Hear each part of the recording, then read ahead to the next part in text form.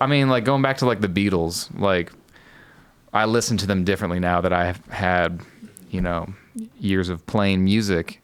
So maybe my more objective view on things comes into play now when I listen to like an old Beatles record, and I'm like, whoa, there's like a whole lot of layers to this onion that like went right over my head as a kid or something like that, you know? Yeah, they're a great example of that, because so much of it, I mean, obviously earlier on it is starting from a more sort of pop rock place, which is still great. Like I still love a lot of that early stuff, but as time went on, there were some things that were more overtly strange or more overtly different. But like a lot of the like Baroque pop. Like for instance, I listen to and play classical, a lot of like Bach. I love the Baroque era. So now when I listen back to some of these like later Beatles records, I'm like, I see more than I did.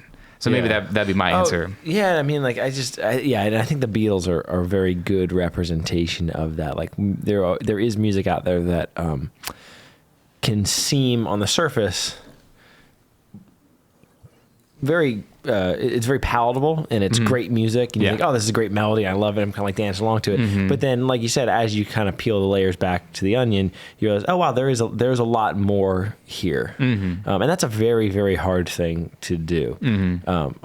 Anyone who can do that in music, I'm usually in one degree or another in awe of, because that's a tricky thing to get away with. You know, to be able to have something that is that's just good music, and that anyone can listen to. A surface level standpoint, but then also underneath you can the roots.